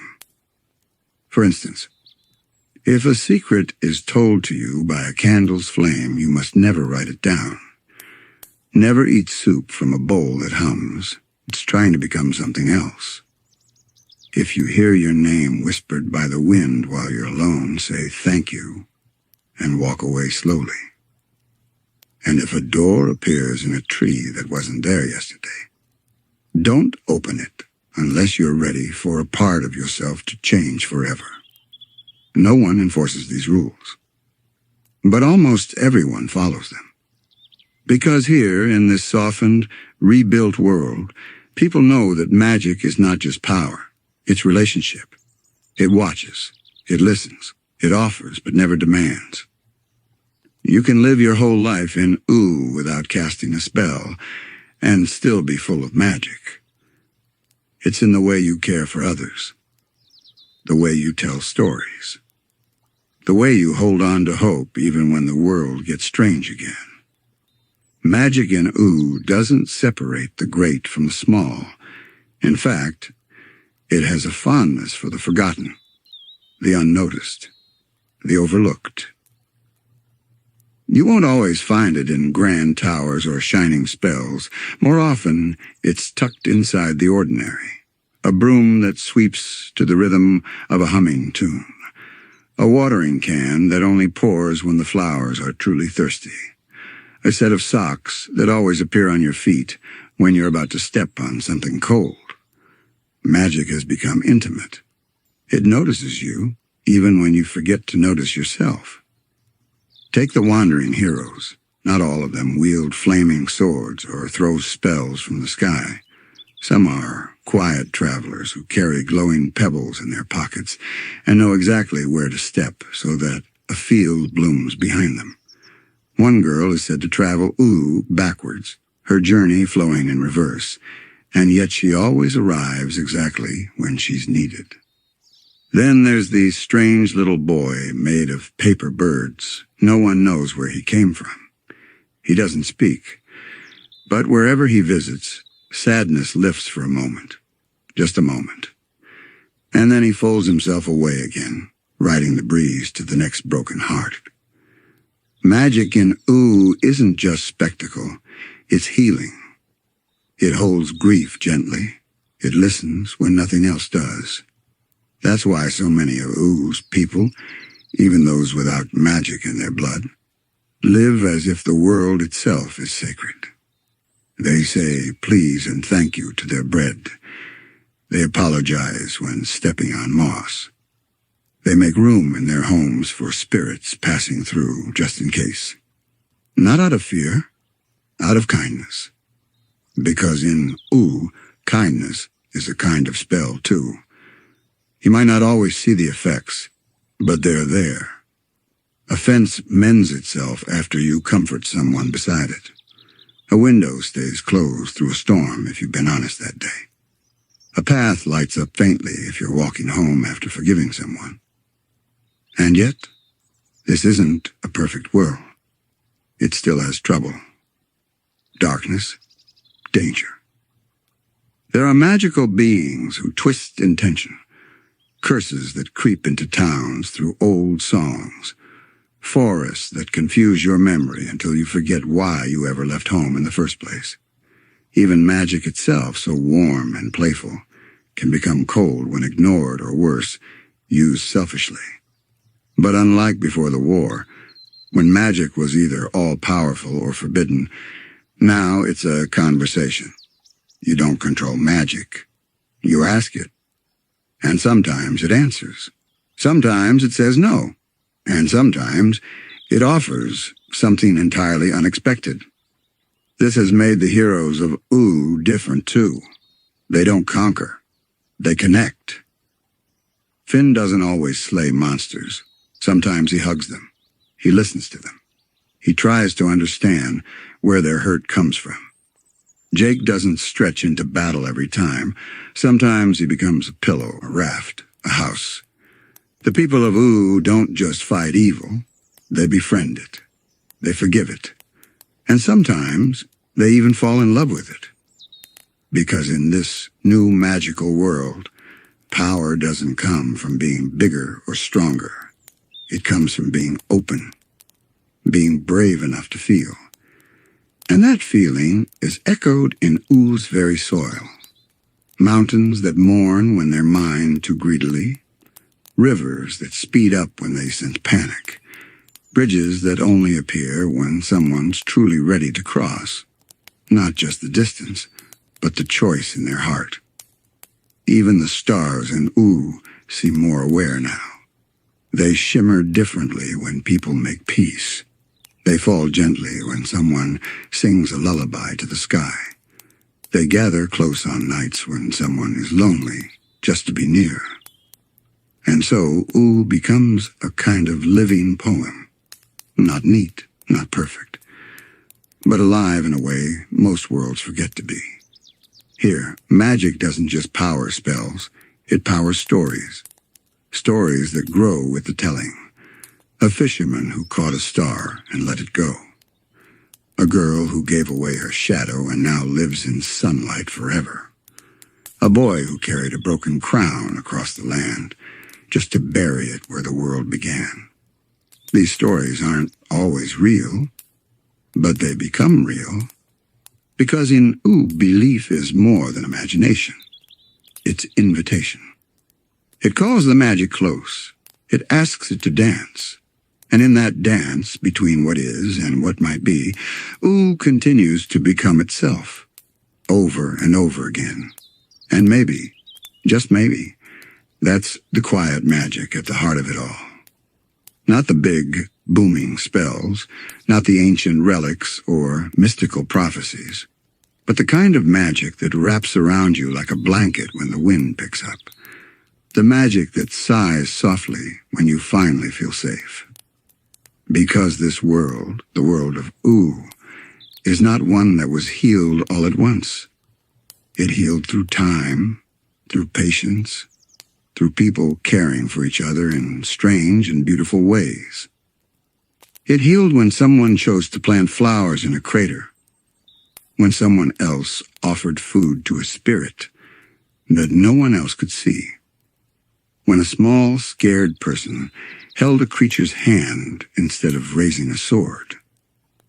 You can see it in the way villages light lanterns during the moon's new cycle, not to keep the dark away, but to remind the sky they're still here, still hoping, still believing in things they can't quite explain. Some people make potions, others just make really good soup. Some carry artifacts, others carry kindness. And sometimes the most powerful magical act is simply not giving up. Waking up one more day, sharing a quiet moment, letting yourself laugh even when things are strange and uncertain. The land remembers this. The wind carries it. Magic takes note. Even the dreams here have changed. Long ago, dreams were chaotic, haunted by the noise of the war, the roar of machines, the scream of broken spells. But now, they're gentler, more symbolic, more tender. A kid dreams of a staircase made of candy wrappers leading to the moon. A baker dreams of recipes written on the sky. A lonely ghost dreams of sitting in a chair listening to someone hum. And these dreams change things. You wake up and the moon feels a little closer. Or the pie comes out better than usual. Or you find an empty chair on your porch still faintly warm. Dreams matter in Ooo, maybe more than ever. And what about the magical beings themselves? The rainicorns still glide across skies stitched with music. Wizards still whisper to crystals in forgotten towers. Some ancient creatures sleep beneath the roots of the world, their breaths shaping the tides.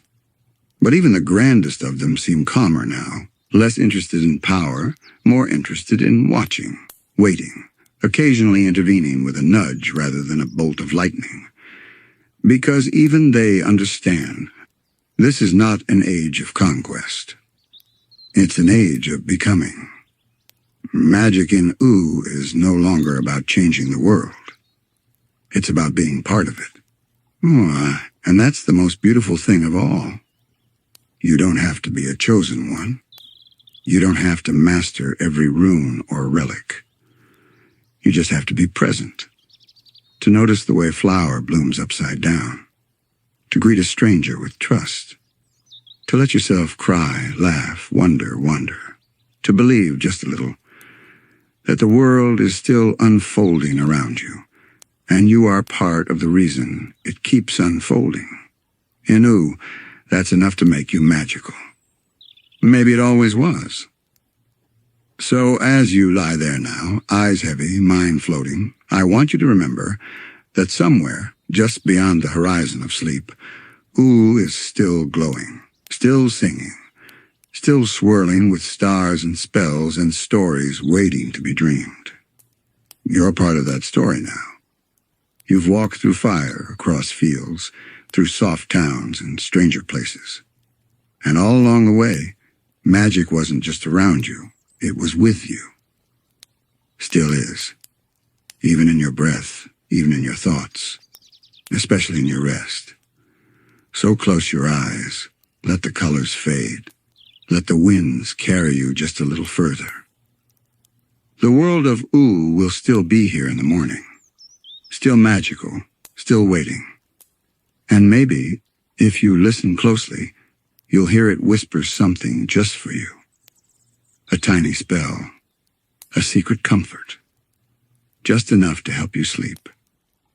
Let's stay warm, keep the blankets tucked, and let this next story slowly unfold like starlight on the surface of a calm pond.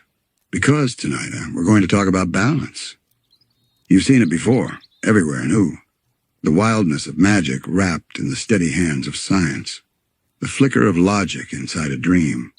A test tube clinking beside a bubbling cauldron. It's strange, isn't it? How a world so full of whimsy and spells could also be a home for circuits, equations, and beautiful, brilliant minds. Ooo doesn't choose one over the other. It lives in the space between. But make no mistake, it hasn't always been peaceful. There's a quiet tension still humming beneath the surface. A push and pull. Because science, by nature, wants to measure, repeat, define. And magic? Magic wants to drift. It wants to feel. It resists the box. It slips through the formula. They speak two different languages, but sometimes they say the same thing. Let's look at Princess Bubblegum. She's the perfect example of this fragile dance. A ruler, a scientist, a creator. She builds machines with uncanny precision, constructs golems, designs entire ecosystems, codes personalities into artificial beings, and yet she also understands magic. She might not always like it, but she doesn't dismiss it. She knows it's real because she's seen it, worked beside it, fought it, even perhaps loved it, in strange and complicated ways. She created the candy people with biochemistry and engineering. But somehow, somewhere in their laughter and loyalty, magic crept in. Not by her design, by theirs. Bibi wants to understand everything. That's her strength, and her flaw. Magic humbles her. It reminds her there are things that don't want to be cataloged. Things that only bloom when no one's watching. On the other side, we have figures like Magic Man, chaotic, cruel, unpredictable. He embodies the wildness of magic taken too far. No rules, no empathy. Just emotion, unfiltered, weaponized. He mocks structure. Destroys order for fun. But then, there's Betty, a brilliant scientist, a loving partner, someone who believed in research, evidence, theory. And when her heart broke, she turned to magic, not as a hobby, but as salvation. And in doing so, she didn't abandon science. She fused it. Combined ancient spells with time travel, chaos magic with quantum design. Betty became proof that the line between science and magic isn't a line at all. It's a spiral. Winding in, winding out, meeting itself in the middle. Ooo today is full of these spirals. You'll find floating islands powered by ancient machines and glowing crystals. Libraries that rearrange themselves based on your mood. Holograms that dream. Spells that simulate physics. Creatures born from lab experiments, who now cast spells in their sleep. The fragile balance exists not because one side won, but because neither side ever could. They need each other. Across the patchwork map of Ooo, you can start to see the shape of this balance. Some kingdoms, like the Candy Kingdom, tilt heavily toward science. Not because magic isn't present, but because its ruler insists on structure. Princess Bubblegum has labs within labs, underground vaults filled with formulas, and entire walls scribbled with calculations. She builds solutions, grows them in beakers. And yet, it's undeniable that the Candy Kingdom feels magical. A place where people laugh louder, heal faster, forgive easier. That's not all science. That's heart. That's something you can't quite replicate in a lab. Then there's the Fire Kingdom, where science has no place at all, not in the traditional sense. Its people are passion-driven. Fueled by flame, emotion, and tradition, magic here is less about spells and more about inheritance. The royal family literally carries the kingdom's power in their blood. You don't learn fire magic. You become it. And yet over time, even the Fire Kingdom has opened its gates, just a crack. Flame Princess, thoughtful and headstrong, has started asking questions her ancestors didn't. She's willing to understand, to change, and maybe to let science and structure gently cool what once only burned. Contrast that with the Ice Kingdom, where both science and magic are frozen in time. The Ice King's crown, an artifact so ancient, so powerful it rewrites its wearer, is a perfect symbol of imbalance. Magic without compassion, power without understanding, and beneath that crown sits Simon, a man of science, lost inside a spell he never meant to cast. Simon represents what happens when you chase knowledge so far, you forget to feel. But his story doesn't end in tragedy, because eventually, magic and science come together, not to fix him, but to see him, to honor what he was, to love what he became. And then there are the quiet places, small towns and traveler outposts where a robot might pray beside a witch, where a campfire is lit with both flint and charm, where kids carry calculators in one hand and the wish stones in the other. These are the places where the balance is not debated, it's lived. No one asks, which is better? They ask, what do we need today? A potion to mend a torn heart, or a telescope to understand the stars? In these places, science and magic are tools, companions, not rivals. And perhaps the most enchanting example is BMO, half console, half child, all wonder. BMO speaks in riddles, sings lullabies to wires, and fixes themselves with both screws and hope.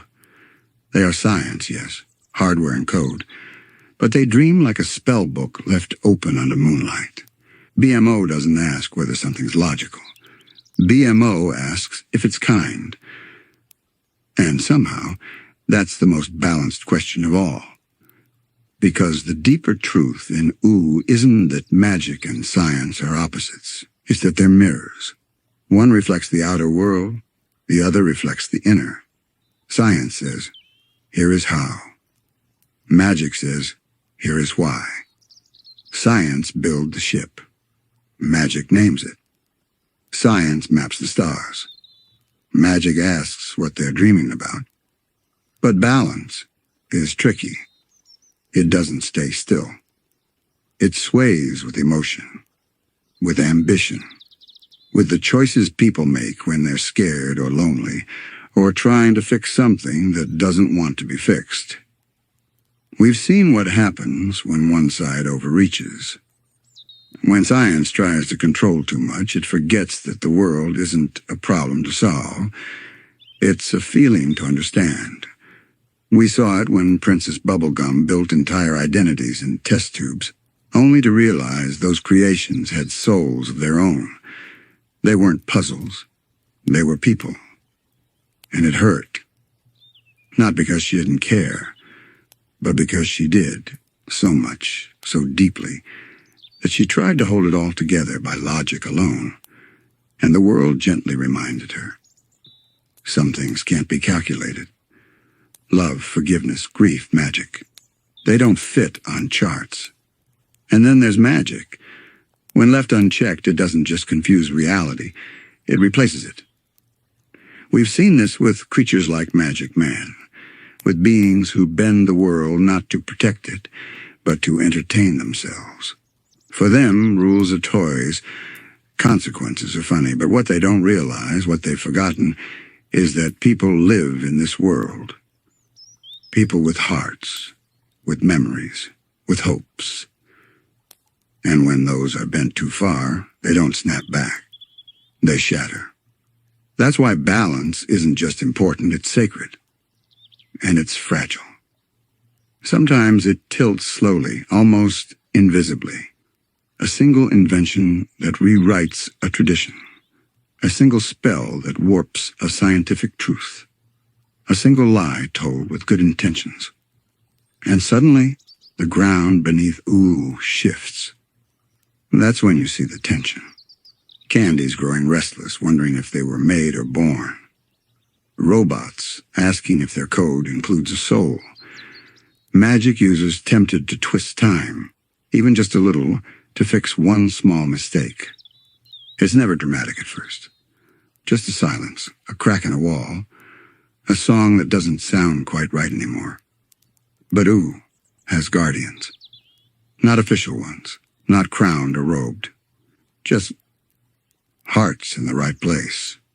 Finn with his stubborn kindness. Jake with his shape-shifting love. BMO with their perfect strange little smile. Marceline, who holds the past in her music and the future in her voice. And so many others. They don't fight for magic or for science. They fight for people. For balance. For a world where both can live together, not perfectly, but honestly. Because that's the secret. Balance doesn't mean peace all the time. It means care. It means listening. It means knowing that even a world as weird and wonderful as Ooo needs boundaries, needs patience, needs forgiveness when someone gets it wrong.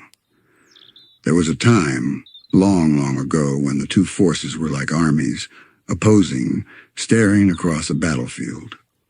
But now, they're neighbors. They still argue. They still step on each other's lawns. But when a child gets sick, or the stars fall wrong, or a forest starts weeping, they work together. A scientist might decode a spell's rhythm. A wizard might use math to stabilize a portal. And no one calls it strange. Because in this new Ooo, strange is just another word for alive. So now we come to the heart of it. The balance isn't something you solve. It's not a riddle with a tidy answer. It's a song, a rhythm, a relationship that changes with each moment, each breath. Science doesn't quiet magic. Magic doesn't erase science. They dance. Sometimes awkwardly, sometimes beautifully. In the quiet corners of Ooo, you can feel it.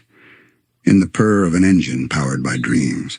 In the glow of a lantern that runs on equations and hope. In the way children draw stars that match real constellations, even though no one ever taught them how. That's the world now. A spell and a sensor. A microscope beside a moonstone. A little girl asking, how does this work? While a little boy asks, what does it mean? Both questions matter. And so Ooo keeps turning. There's no final battle between magic and science. No winner. No grand unification. Just conversation. The kind you whisper to a campfire. The kind you write in your journal when you're not sure who else will understand. And maybe that's the lesson this strange, gentle land has learned better than we ever did. That knowledge doesn't need to cancel out wonder. That discovery and mystery aren't enemies. That it's okay to look at a glowing rock and say, I know what causes that, and also, but it still feels special. Because in Ooo, meaning matters. Even when you know the recipe, the spell still tastes sweeter if it was made for you. Even when you understand the science, the stars still shimmer in a way that feels personal. And sometimes, even when you know how the magic trick works, it still makes you cry. And isn't that its own kind of magic? So tonight, as you lie there, eyes drifting, thoughts slowly loosening, maybe you're thinking about your own world, about the glowing rectangles we stare into, the machines that connect us, the questions we ask about the skies, the oceans, the heart. Maybe you're wondering if your world has magic too. And I'm here to tell you it does. It's in the way people make art without knowing why. It's in the way music feels different depending on who's listening. It's in how love shows up even after everything's gone wrong. No, your world isn't Ooo. But sometimes when you're half asleep and the light's just right, it's close enough. So as this story closes and the hush of night wraps around you, remember, you don't have to choose between logic and wonder. You don't have to figure it all out. Just be curious. Just be kind. Let science ask its beautiful, careful questions. Let magic answer with laughter and silence and dreams. And somewhere between those two, you'll find the quiet truth of Ooo, still glowing, still listening, still waiting patiently for your next adventure. But for now, let it all go. Let the questions fade. Let the stars spin. Let your breath slow with the rhythm of a world that is both ancient and brand new. The spell is simple. Close your eyes. Believe just enough. And rest.